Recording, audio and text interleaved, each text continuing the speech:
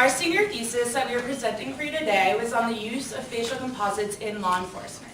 I'm Sammy Bernstein. I'm Sierra Kaiser. I'm Faith Lecter. And I'm Bunny Payne.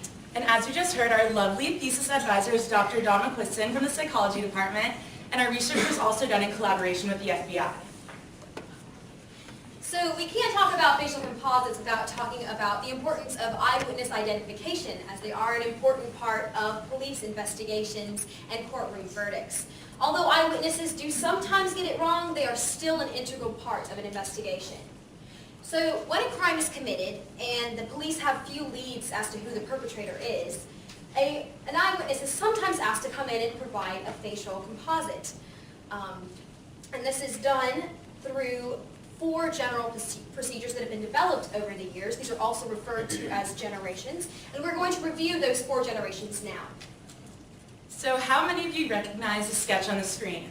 All right, we got one, we have a couple, okay. So this man is widely known as the Unabomber. He was identified through this sketch as Ted Kaczynski, who was convicted for mailing homemade bombs which killed and injured several people. So sketch artistry is the original method of creating a composite that is still used today. A trained artist conducts an interview in which he or she asks the victim or witness to describe the perpetrator. They then draw the perpetrator based on this description. Sketch artistry has been shown to be quite reliable in generating images that closely match the perpetrator, and this is mostly due to the artist's skill and his ability to have an in-depth interview with the witness. However, there is a lack of standardization in this procedure, and there is also a shortage of good professional sketch artists. This led law enforcement to develop a technique in which they don't have to rely on an artist and they can handle it themselves. The second generation of composite art was developed by Smith & Wesson in the late 1950s and is known as the identikit.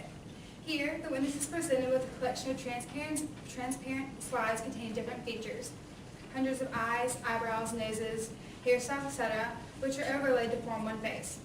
This system has been widely popular for decades, however there are many problems with it. For instance, this system is limited in the types of faces it can create. It has a problem creating female faces or faces of any ethnicity other than white. The faces it creates are also not lifelike. A body of literature shows that the identikit is not a very reliable tool, and the faces it creates are unlikely to resemble the actual perpetrator. So our thesis group created our own facial composites, as you see here, while literally staring at each other across the table. And this was the absolute best we could do. So now imagine a real-life situation in which you have been the victim of a crime and are now expected to be able to recall the specific features of your perpetrator. Along with advances in technology and to address some of the problems with the identikit, several computerized facial composite systems were formed, the Macamug Pro and Faces being the most popular among law enforcement. The process is the same as with the identikit, only on the computer.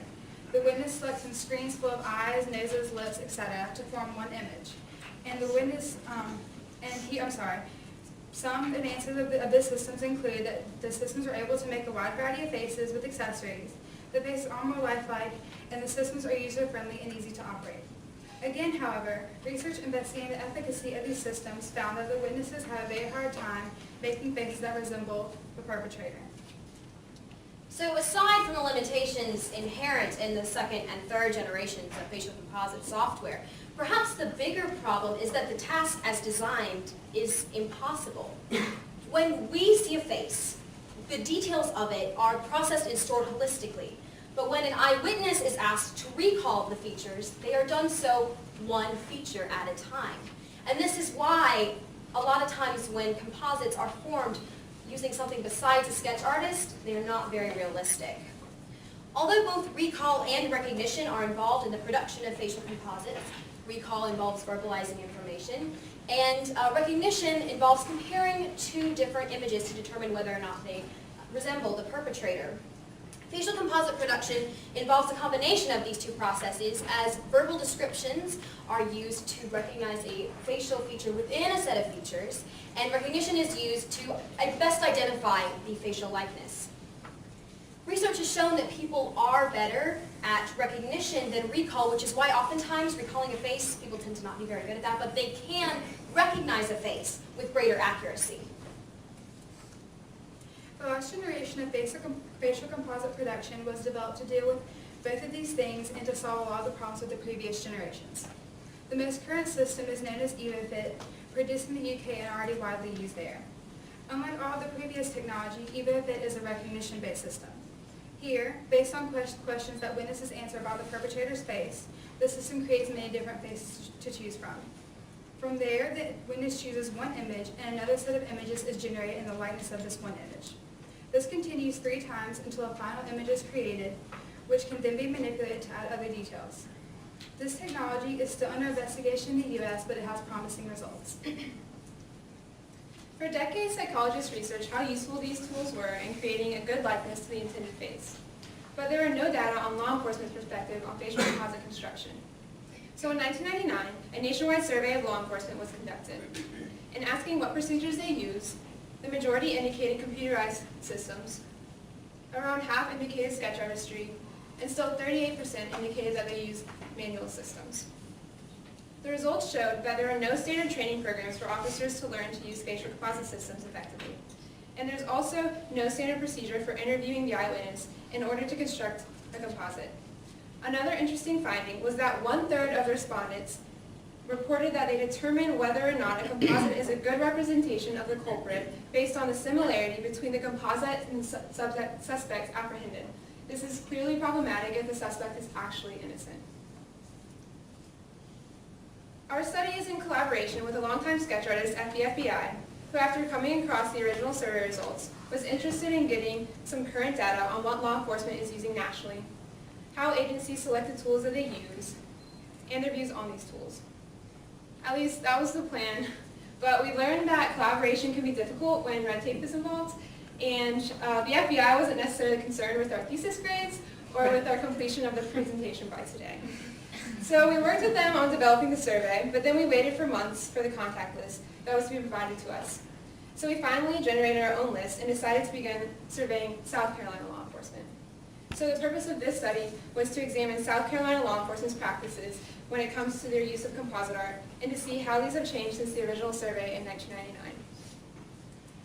We created a 33-item survey that included items about the composite systems the departments are using, the training of the composites and sketch artists, the methods for interview while constructing a face, and the views on mistaken eyewitness identification. We digitized the survey on Qualtrics, which is an online survey software.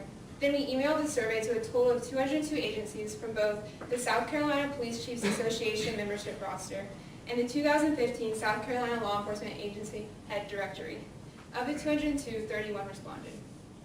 So our main finding in terms of what law enforcement are actually using, in terms of what generation of software they're using, is that they don't use any on site because they lack the resources. Now this does not mean that they don't use a composite during an investigation, only that they contract this work out to other agencies. South Carolina has a centralized law enforcement office called South Carolina Law Enforcement Division, and a lot of the smaller agencies utilize their resources. Other than that, sketch artistry was still used more often than computerized software, and this is consistent with what federal law enforcement use. Unlike many of the respondents to the 1999 survey, our respondents noted that they require physical evidence corroborating eyewitness testimony because they are aware of the limitations in the accuracy of facial composites, and they do not trust the accuracy of eyewitnesses implicitly. In fact, one of our respondents noted that facial composites are only one tool used to develop a suspect. One of the most concerning conclusions we were able to draw from our data is that there is a distinctive lack of the standardized procedure, and this is seen across agencies. In our survey, half of the participants that answered the question about standardized procedures indicated that they do not have one implemented. Perhaps the most interesting response we got was an answer to this question. Has increased attention in the courts and the press on eyewitness credibility affected your view of the usefulness of facial composites in investigative work? The following response was very distrustful and antagonistic towards expert witnesses. We had an armed robbery here several years ago in which eyewitness identification was part of the evidence. The defense hired a high-profile expert witness who shed doubt on the witness testimony. The result was a not guilty verdict. The suspect went on to commit additional violent crimes soon after his release. We learned several things conducting this research this semester. In terms of methodology, the work done in collaboration can be difficult when you're not on the same timeline as the people you're working with. Additionally, survey research is also challenging because of the low response rate at only around 10%. Some of the interesting findings worthy of consideration are that there is still a lack of standardization in both the procedure and certification requirements for composite production among law enforcement. We also found that law enforcement often lack the resources necessary to implement the best practices. A promising finding is that sketch artistry is still being used in South Carolina, which is encouraging because this is a gold standard of composite creations. So, the next step in this research will be to distribute a revised survey nationwide to law enforcement. A major challenge for the field of legal psychology is what is often a disconnect between law enforcement practices and the psychological research being conducted to assess those practices. Researchers hope that law enforcement are open to the procedures and technologies that they advocate, and researchers have to be aware of the challenges and limitations law enforcement often face when considering the research findings. We would like to acknowledge our senior thesis advisor, Dr. McCliston, Ray Rozecki, and the 31 law enforcement officials that responded to our survey.